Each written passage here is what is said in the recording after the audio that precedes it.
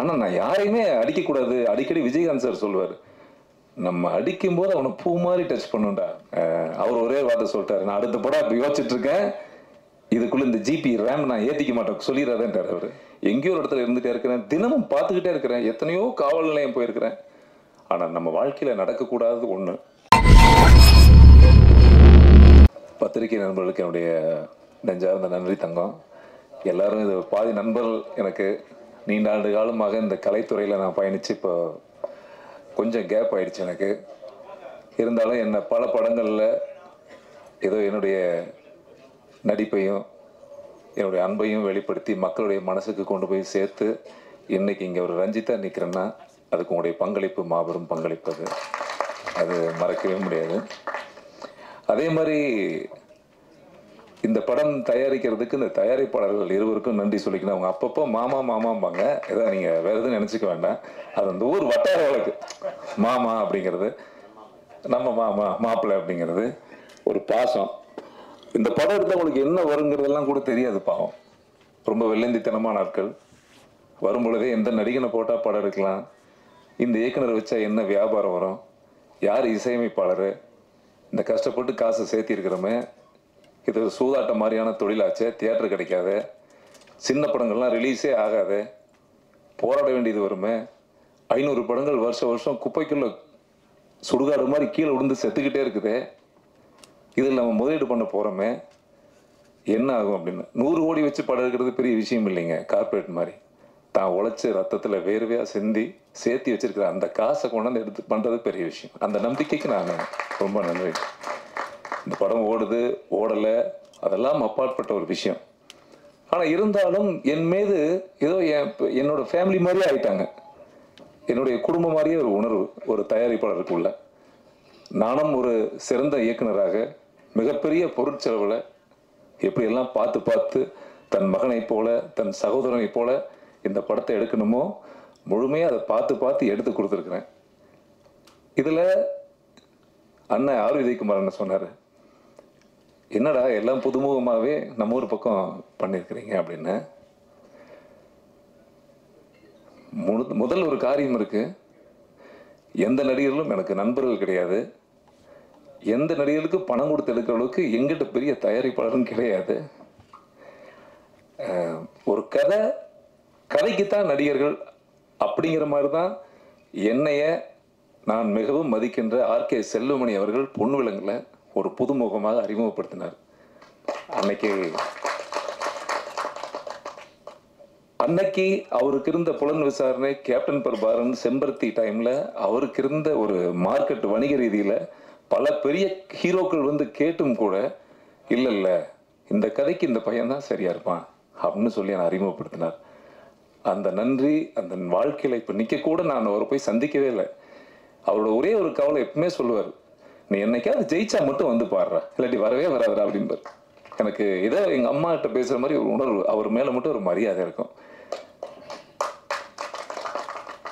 இந்த காலத்தில் ஒரு புதுமுகங்களை அறிமுகப்படுத்துறது கஷ்டம். ஏன் வீட்டை விற்று படம் எடுப்பான் சொல்லுங்க, இது எவ்வளோ பெரிய சிரமமான காரியம். அப்படிப்பட்ட இடங்கள்ல நான் ஒரு கதைக்கு ஆர்டிஸ்ட் தேடிக்கிட்டே இருக்கிறேன். ஒரு மண் சார்ந்த கதை, இந்த கவுண்டம்பாளையம், அப்புறம் நான் பிறந்த ஊர் அது, அந்த ஊர், அந்த கவுண்டம்பாளையத்தில் வழக்கமாக எத்தனையோ சினிமாக்களில் நடிச்சிருக்கிறேன். கற்பனை நிறைந்த கதை, நிறைய மாதிரியான பயணம் என்னுடைய வாழ்க்கையில் நடந்திருக்கு. நான் தான் கடகராசி. இதுல யாரு கடகம்? மாமா லவி தங்கமே நட்சத்திரம் செமையா இருக்குமே. ஞாபகம் இருக்குல்ல மணிக்கு? எத்தனை வருஷம் ஆச்சு தங்கம்? சித்ரா சே ஐயோ என்ன பண்ணி. ஸோ அப்புறம் ஒரு நடிகர்கள் எடுக்கும்போது இதை நான் நடிக்கிறதா யார் ஒன்றுமே கேட்கல இவங்க ரெண்டு பேரும். அப்புறம் நான் என்ன பண்ணேன், ஒரு ஆர்டிஸ்ட் வேணும் நமக்கு. இந்த சினிமாவில் இது எப்படி நடிகர்களை போய் தேடி கேட்குறதுன்னு தெரியாது. ஏன்னா என்னை வச்சு இயக்குனர் டைரக்டர் இங்கே எல்லாரும் மேடையில் இருக்கிறாங்க. நான் ரொம்ப எளிமையான ஆள்னு நான் சொல்கிறத விட அவங்களாம் சொல்லும்போது எனக்கு கண்ணில் தண்ணி வருது எனக்கு. பட் நான் இங்கே ஒரு துறையிலையும் ஒரு புதுமை ஆர்டிஸ்டையும் இந்த படத்தில் மொத்தமாக 36 பேர் அறிமுகப்படுத்தியிருக்கோம். அதில் முக்கியமானவங்க மட்டும்தான் அழைச்சிருக்கிற மேடையில். மீதி பாதி பேர் வீட்டில் இருந்து கூட இந்த காணொலியை அவங்க கேட்கலாம். அவங்களுக்கு என்னுடைய மனமார்ந்த நன்றி தங்கங்களே. பாவம் இரவும் பகலும் எங்களோட துணையாக இருந்து ஒரு உதவியாக இருந்து கஷ்டப்பட்டவங்க எல்லாருமே. இவங்களும் சரி, இதில் இருக்கக்கூடிய ஒருத்தவங்களும் கிட்டத்தட்ட ஒரு 6 மாத காலமாக இவங்களுக்கெல்லாம் பெரிய பயிற்சி பற்றை எடுக்கிறன்ற பேரில் எல்லாத்தையும் தனியாக உட்கார வச்சுட்டு 6 மாசமா உட்கார வச்சு எந்த வேலையுமே செய்யலை. கதையை சொன்னோம். அந்த கதைக்கு அவங்களுக்குள்ள என்ன பெரிய கலை, என்ன விஷயம் இருக்குதோ அதை அழகாக வெளியே கொடுத்தாங்க. உங்களுக்கு எல்லாத்துக்கும் நன்றி சாமி. சூப்பர் சாமி. ஏன்னா நான் இப்போ பாராட்டுறதை விட இவங்களை பற்றியெல்லாம் பெருமையாக பேசுறதை விட படம் பார்க்கும் பொழுது நீங்கள் எல்லாரும் அவங்களுக்கு ஒரு அடுத்த வேலை கிடைக்கும் அப்படின்னு நான் பெருசாக நான் நம்புகிறேன். நான் சூப்பராக பண்ணியிருக்காங்க எல்லாருமே. எனக்கு அவ்வளோதான். என்னுடைய மிகப்பெரிய பட்ஜெட்டே இந்த படத்தில் என்னோடு இவங்க கொடுத்த அந்த வேலைப்பாடுகள் தான். அதில் என்னுடைய கேமராமேனுக்கு நன்றி சொல்லணும். என்னுடைய ஒரு கண் நவீன், என்னுடைய அன்பு தம்பி, சூப்பர் அற்புதமான எடிட்டருங்க, அருமையான எடிட்டர். நான் சொல்லுவேன் ரொம்ப ரசனைக்குரிய ஒரு ரசனைக்குரிய ஒரு இது. அதில் ஆர்ட் டைரக்டர் பிரபா சார் இருக்கிறாரு. ஆமாம், இவர் ஒரு வீட்டு வேலை செய்கிற மாதிரி என் கூட எல்லா வேலையும் செஞ்சு நீங்க கட்டிட்டு காலில் வந்து அவ்வளோ கடினம் உனக்கு. Super sir. ஏன்னா ஒரு இயக்குனருக்கு இப்படி கிடைக்கிறதுங்கிறது விஷயம் இல்லைங்க. ஒரு சின்ன தயாரிப்பாளருக்கு இப்படிப்பட்ட கலைஞர்கள் கிடைக்கிறது தான் பெரிய பாக்கியம்ங்க. இன்னைக்கு எல்லா அன்பும் விற்கப்படுது. ஒருத்தன் சிரிக்கிறான்னா காசு, அண்ணா அப்படின்னா சாயங்காலம் காசு இருக்கு அவனுக்கு, யாரும் சும்மா வரல. ஆனால் என்னமோ என்னுடைய பாக்கியம், என்ன பாவம் வீட்டிலேருந்து ஆளாளுக்கு ஒரு வேளை சோறுலாம் போட்டு நம்மளுக்கு டெய்லி அந்த அளவுக்கு ஒரு குடும்பமாக என் கூட பயணிச்சாங்க சாமி. அதெல்லாம் மறக்கவே முடியாதுங்க. எப்படி எனக்கு இந்த கதை என் மனசில் உதிச்சு நடந்த சம்பவமுடைய கோர்வை நிறைய நாட்களாக எனக்கு ஒரு சமுதாயத்தின் மேல் உள்ள தாக்கங்கள் நிறைய இருந்துச்சு. எனக்குள்ள எல்லாத்துக்கும் இருக்கும். ஏன்னு கேள்வி வைக்கிற குணமும் கூடவே கொஞ்சம் ஒட்டிகிட்டே இருக்கும். நமக்கு நிறைய சம்பவங்கள் மண்டைக்குள்ள ஓடிட்டே இருக்கும் பொழுது நிறைய நாள் நான் படமே பண்ணல. ஆனால் இந்த கதையை நான் பண்ணிக்கிட்டே இருக்கிறேன். இது பண்ணால் இந்த படம் பண்ணணும், இல்லாட்டி படம் பண்ணக்கூடாது. அப்போ இந்த படம் பண்ணும் பொழுது என்னை போன்ற உணர்வு சினிமாக்காரங்க யாருமே இல்லாததுனால முற்றிலும் புதுமுகங்கள் அப்படியே வெத்து பேப்பர் நான் என்ன எழுதுறனோ அப்படியே பிரதிபலிச்சாங்க அவங்க எல்லாருமே. அது அற்புதமாக நடிச்சாங்க. ஸோ இந்த படம் பார்க்கும் பொழுது என் ஆல்ஃபியா ஹீரோயின் ரொம்ப பிரமாதமாக இருப்பாங்க. ரொம்ப அழகாக இருக்கிறீங்கன்னு யாராவது சொல்லும்போது சந்தோஷமாக இருக்கு கண்ணு. நான் ஒரு நிமிடம் உங்களுக்கு சொல்லிகிட்டே இருப்பேன். இன்னைக்கு எல்லாரும் சொல்கிறாங்க பார்த்தீங்களா, அந்த மாதிரி. இதில் ரொம்ப முக்கியமான விஷயம் நம்ம இம்மன் அண்ணாச்சி தங்கம். ஒரு இன்ட்ரல் வரைக்கும் பிச்சு எடுத்துருப்பான் மனுஷன். எக்ஸ்ட்ராவே இருக்கும். ரொம்ப சிறப்பாக பண்ணியிருக்காரு. அவருடைய வேஷத்தை ஒத்த கண்ணை காட்டுற ரத்த கண்ணை காட்டுற ரத்த கண்ணீரை வர வச்சுட்டியடா இன்ட்ரல்ல பாருங்க. என் தலைவன் தமிழ்நாடே கிளாப்ஸ் அடிக்கும். அப்படி ஒரு வேலையை பண்ணியிருக்காரு. சூப்பர் தங்கம். தேங்க்யூ சாமி. அதே மாதிரி துரை மகேஷ், நான் 15 வருஷத்துக்கு முன்னாடி அவரை பார்த்து சொல்லுவேன். ஃபேஸ்புக் மீட்டில் சொன்னேன். என்ன ராஜன், ஃபேஸ்புக் மீட்டில் மதுரையில் சொல்லும்போது சொன்னேன், கண்ணா நீ ஒரு மாதிரி வித்தியாசமாக இருக்கடா உன்னுடைய பேச்செல்லாம், என்னைக்காவது நான் ஒரு படம் எடுத்தேன்னா நீ வந்து நடிக்கிறியான்னு கேட்டேன். 15 வருஷம் கழிச்சு அவரை கூப்பிட்டேன் நான். உண்மை தானே? அந்த மாதிரி. ஸோ அதை போன்ற அனீஷ், நான் படம் எடுத்துட்டு இருக்கும்போது ஹீரோ யாரும் கிடைக்கல இந்த வேஷத்துக்கு. ஆனா நீங்க ஷாக்ல பார்க்க வந்தீங்கன்னு நினைக்கிறேன். தினமும் இவர் அங்க பார்க்க வந்திருந்தார். அப்ப நான் இந்த தம்பி நல்லா இருப்பார்ல அப்படின்னாங்க. அப்போ ஒருத்தர், அப்புறமா சொல்றேன் உங்களுக்கு, எங்க இருப்பானுங்கள ஒரு 4 பேர், இன்னொருத்தன் கொடுக்குறான்னு அதை வாங்கிட்டு இந்த பையனை போடுறீங்க, என்ன தலைவரை யாரோ ஒருத்தனை அறிமுகப்படுத்துறீங்களே அப்படின்னாங்க. இல்லப்பா நம்ம கதைக்கு இந்த தம்பி சூப்பரா இருப்பாரு அப்படின்னு ரொம்ப சூப்பரா பண்ணிட்டாரு. கிளைமேக்ஸ்ல சினிமா தெரியாததுனால நம்ம நிறைய ஃபைட் பண்ணியிருக்கோம். டைமிங் தெரியும். ஒரு பஞ்ச் பண்ணா அதை குனிஞ்சுக்குவோம். கிளைமேக்ஸில் ஒரு காட்சி இருக்கு. அந்த வெட்டுறான்னு வரும். நான் அருவாளோடு நின்றுட்டே இருப்பேன். இவர் பெரிய டைலாக், லென்த் டைலாக், ரொம்ப பிரமாதமாக நடிச்சிருக்கீங்க. அதை எடிட் பண்ணும்போது வெட்டான்னு இவரே என் கத்தியை வாங்கி சொல்லிக்கிட்டே இருப்பாரு. வெட்டா லைவ் போடுறா வெட்டான்னு சொல்லிக்கிட்டே இருப்பாரு. நான் வச்சிருக்கிறது டம்மி கத்தி தான், அருவாள்.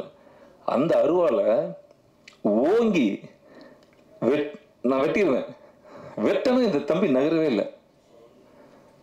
பட்டாசு அடிச்சா சத்தம் பட்டாசு அடிச்ச மாதிரி ரத்தம் கொட உடனே போகுது.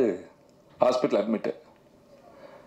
அப்புறம் 2 ப்ரொடியூசர் வேற தலையில துண்டு போட்டு, ஏனுங்க மாப்பிள்ள இதோட ஷூட்டிங் நின்று போயிருங்களா?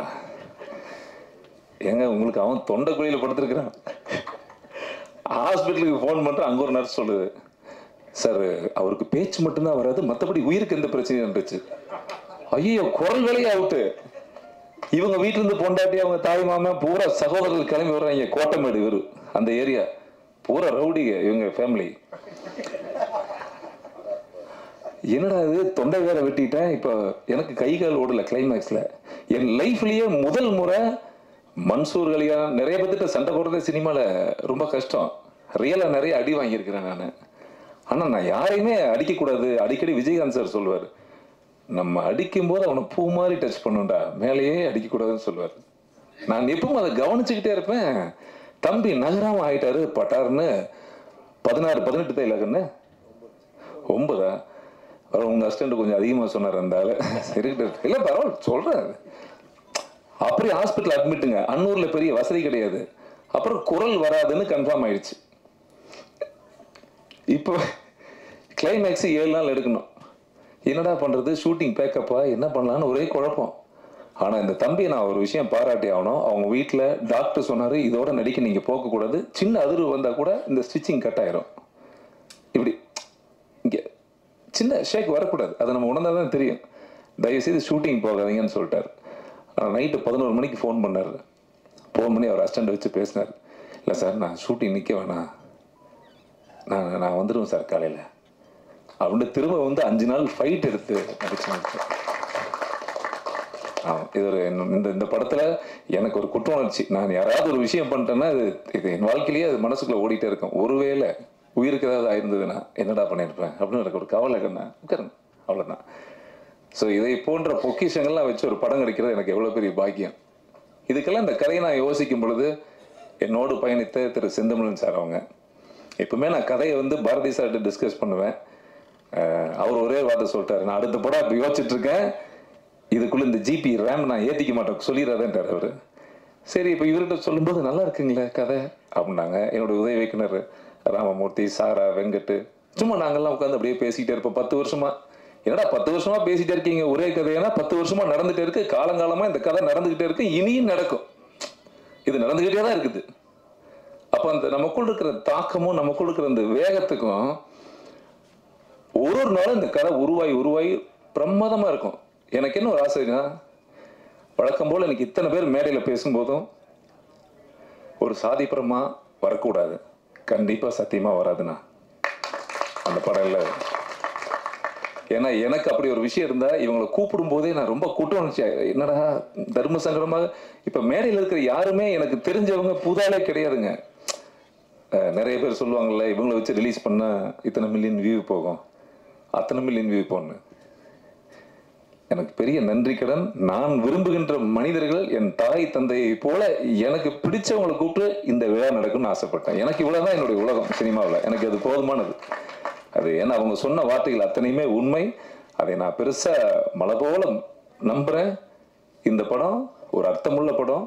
ஒரு பெற்றவங்களுக்கு ஒரு பிள்ளையை பெற்றவங்களுடைய கஷ்டம் அது. நான் நேரில் நிறைய பஞ்சாயத்துக்கு போயிருக்கேன், நிறைய நிகழ்ச்சி நான் தொடர்ந்து சமூக பணிகள் இருந்துகிட்டே இருக்கிறேன், எங்கேயோ ஒரு இடத்துல இருந்துகிட்டே இருக்கிறேன், தினமும் பார்த்துக்கிட்டே இருக்கிறேன், எத்தனையோ காவல் நிலையம் போயிருக்கிறேன்.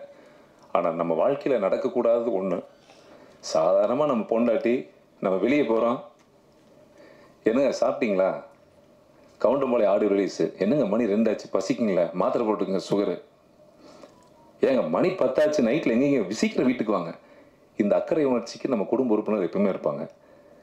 இதுவே எப்படின்னா, தான் சாமியாக நினைக்க கூட ஒரு பெண்ணை பெற்ற ஒரு தகப்பன் பெற்றவங்க தான் குழந்தை மேலே எவ்வளோ அக்கறை வச்சு வளர்த்திருப்பாங்க அந்த பிள்ளைகளை.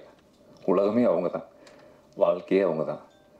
அப்படிப்பட்ட ஒரு பெண் பிள்ளைக்கு நடக்கக்கூடாத கதையை தான் நான் இந்த படத்தில் கவுண்டமணித்தில் எடுத்திருக்கேன்.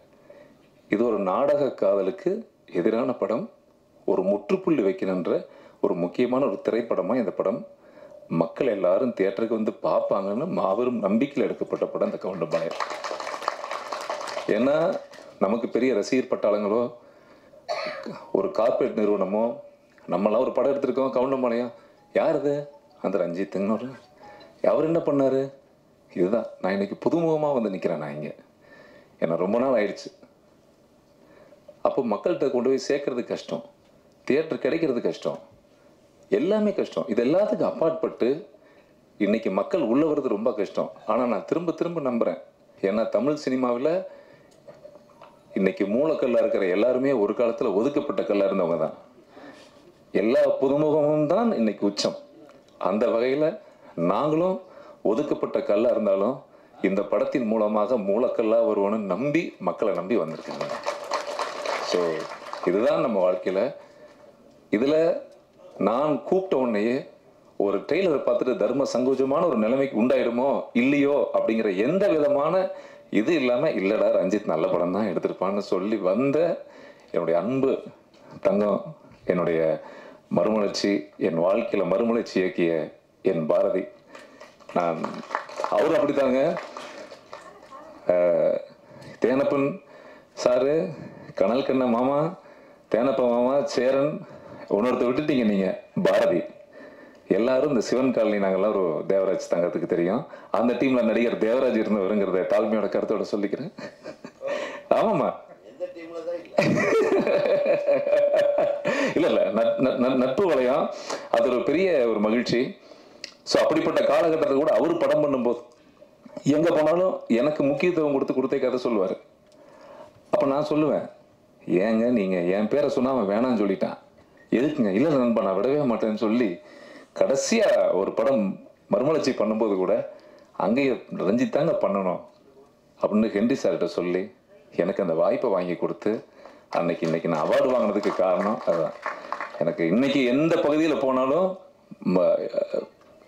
மறுமலர்ச்சி படம் என்ன ஒரு நடிகனாக மக்கள்கிட்ட கொண்டு போய் சேர்த்துனதுக்கான எல்லா பெருமையும் உங்களுக்கு தான் சாமி. எங்கள் அம்மா மூலமாக சொல்லிக்கிறேன், உங்களுக்கு தெரியும் நினைக்கிறேன், சரியா? அது அவ்வளோ பெரிய நன்றி இருக்கு. கனல் கண்ண மாமாவை பற்றி நான் சொல்ல தேவையில்லை. ஏன்னா என்னுடைய சகோதரன் 2 பேரும் ஒன்றா தான் சுற்றுவோம். எங்கே பார்த்தாலும் பைக்கில் இவருக்கு பின்னாடி என்ன நிறைய நான் குண்டா இருக்கிறதுனாலங்க என்னை ஃபைட்டராகவே நினச்சிட்டாங்க. கரெக்டா? நான் ஸ்டண்ட் யூனியன் தான் இருப்பேன், நானும் ஃபைட்டர் தான். டெய்லி இவர் டியூஷன் எடுப்பார் நல்ல புதுமுக நடிகர்களுக்கு. அப்போ நான் அவரும் போயிட்டு எவ்வளோ மாமா கிடைக்கும் கிளாஸ் எடுத்தா அப்படின்னு 2 பேரும் போய் ஃபைட்டு சொல்லி கொடுப்போம் நிறைய பேர்த்துக்கு. ஸோ எனக்கு என் தங்கத்தை நான் மேடையில் ஒரு வரியில் சொல்லி அதை முடிச்சிட முடியாது, அவ்வளோ இருக்குது எனக்கும் கனலுக்குள்ள வாழ்க்கைகள். ஐ லவ் யூ மாமா, ஹாப்பி மாமா வந்தது ரொம்ப சந்தோஷம். தேனப்பன் மாமாவை சொல்றது கடுமையாக உழைப்பால் உயர்ந்த ஒரு அற்புதமான ஒரு நல்ல நண்பர். இன்னைக்கும் கமல் சாரை வச்சு 4 பெரிய படம் பண்ணார், எவ்வளோ பெரிய படங்கள்லாம் பண்ணார். அதெல்லாம் இருந்தால் கூட நிலை தடுமாறாமல் எப்போ எளிமையாக நாங்கள் 2 பேர் பேசினா சந்திக்கும் பொழுது ஒரு சொந்த தம்பி பார்க்குற மாதிரி, அண்ணனை பார்க்குற மாதிரி ஒரு உறவாக இன்னைக்கு எங்கூட பயணிக்கிற நல்ல ஆத்மா. எனக்கு அது பெரிய விஷயம். இது எல்லாம் ஒரு பக்கம் இருந்தால் கூட பேரரசு சார் ஒரு நல்ல சமூக அக்கறை சிந்தனை கொண்ட ஒரு நல்ல மனிதன். அவர் நான் நிறைய அவரை ஃபாலோ பண்ணுவேன். ஒரு படத்துக்கு அவர் நடிக்கிறதுக்கு கூட நான் சாரை மீட் பண்ணோம். ஆனால் அந்த கதை ப்ரொடியூஸ் சரியாக செட் ஆகலை, அது அப்படியே தள்ளி போயிடுச்சு. எனக்கு அவர் ஒரு படத்தில் வரக்கூடிய காட்சிகளும் வசனங்களும் மனித உணர்வு, மனித வாழ்க்கையை பிரதிபலிக்கிற ஒரு கோபம், ஒரு ஆங்கிரி மேன், அது இப்போ இல்லை, அது எப்பவுமே அந்த சமூகத்தோடைய ஒரு தொடராகவே இருந்துட்டு இருக்கும். எனக்கு அதுக்காகவே நான் சொன்னேன் சார் வரணும். எனக்கு ரொம்ப சந்தோஷம் சார், ரொம்ப மகிழ்ச்சி சார். அது தேங்க்யூ.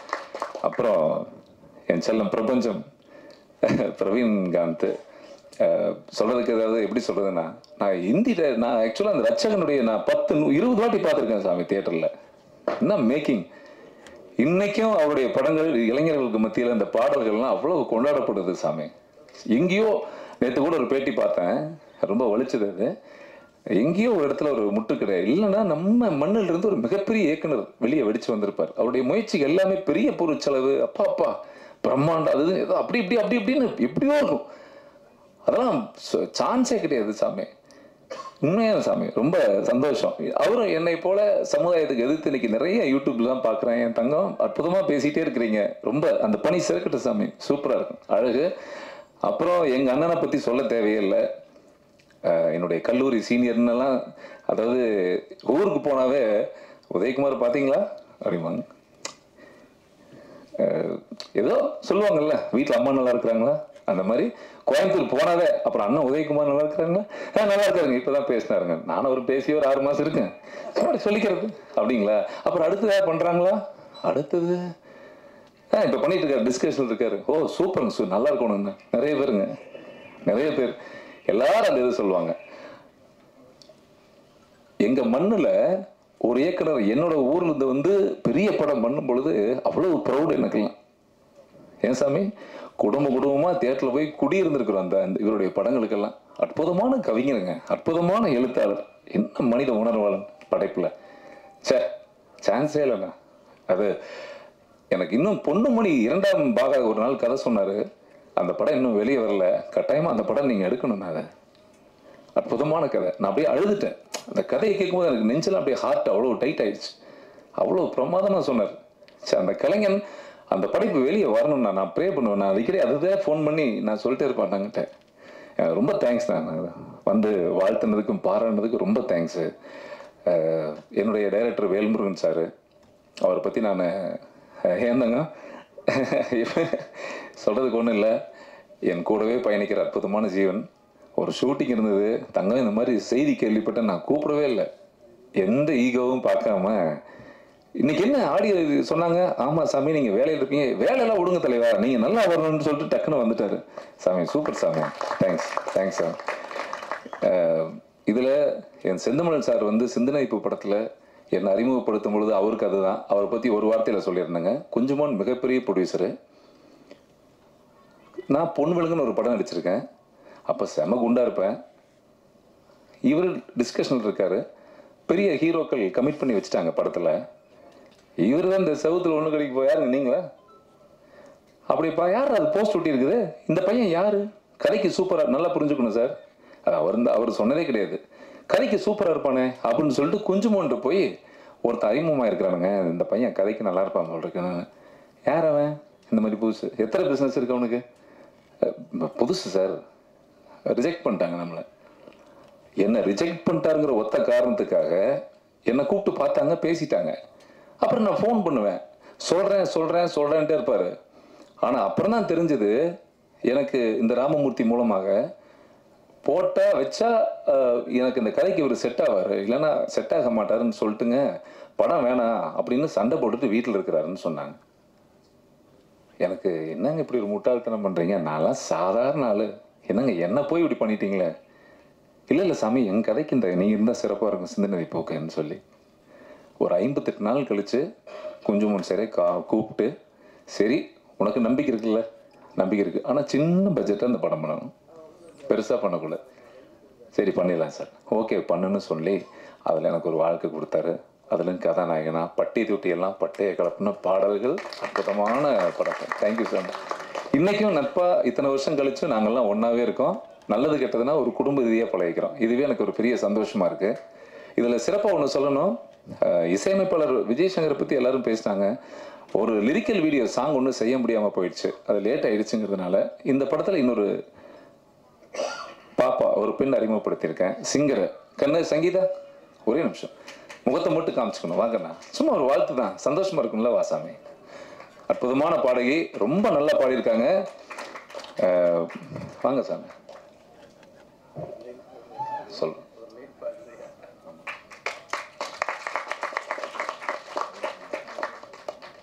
இதில் முக்கியமான விஷயம் என்னன்னா, சார் அறிமுகப்படுத்திடாதீங்க சார், தயவு செய்து வேணாம் சார்னு ஒருத்தர் தடுக்கிறாரு இந்த மியூசிக் டைரக்டர். ஏன்னா இது அவரோட பொண்ணு, அதனால அவருக்கு சொல்லாம நானே பேர் சொல்லிட்டேன். ஓகே சாமி, சாரி சாமி. ஒரு லைன் இப்போ எனக்காக ஒன்று பண்ணுறியா, நான் முடிச்சுக்குவேன், நீ ஒரு லைன் மட்டும் பாடு. ஏன்னா வறட்சியாக இருந்த பூமியில் அழகான சின்ன வார்த்தைகள் நீங்கள் முடிச்சுக்கும் போது சந்தோஷமாக இருக்கும். சரியா கண்ணா? ஸோ நான் இப்போ இவங்க பாடுவாங்க, அதுக்கப்புறம் என்னுடைய மனசுலேருந்து பேசுவதற்கு ஒன்றும் இல்லை. உங்கள் எல்லாத்துக்கிட்டையும் நிறைய பேர்கள், என்னுடைய தனசேகர், சிஜி, நிவேக், அன்பு நண்பர்கள் எல்லாத்தையும் பாதி மறந்துருப்பேன், மறக்கலையா? காட்வின் மறந்துருப்பேன். எல்லாத்துக்கும் நன்றி. நான் சொல்லனா கூட கோச்சுக்க மாட்டாங்க எல்லாருமே. அதெல்லாம் நன்றி. எல்லாருமே நம்ம நண்பர்கள் நன்றி. இங்கே வந்திருக்கிற இத்தனை யாரையுமே நான் கூப்பிடல. ஆனால் நீங்கள் வந்துட்டீங்க. எனக்கு அதை விட பெரிய நன்றி. கோடான கோடி நன்றி. தயவு செய்து நான் நீண்ட நாட்களுக்கு பிறகு ஒரு படத்தை இயக்கியிருக்கிறேன் ஐயா. ரொம்ப நாளுக்கு அப்புறம் உங்களை எல்லாம் பாதம் தொட்டு கேட்டுக்கிறேன். மக்கள்கிட்ட கொண்டு போய் தயவு செய்து சேருங்க. எனக்குன்னு பெரிய ஊடக சக்தியெல்லாம் இல்லை. என்னுடைய அன்பு பத்திரிகை நண்பர்கள், உங்களுடைய நல்ல அன்பு, உங்கள் உள்ளம்தான் எனக்கு ஊடகம். நன்றி, வணக்கம் சாமி.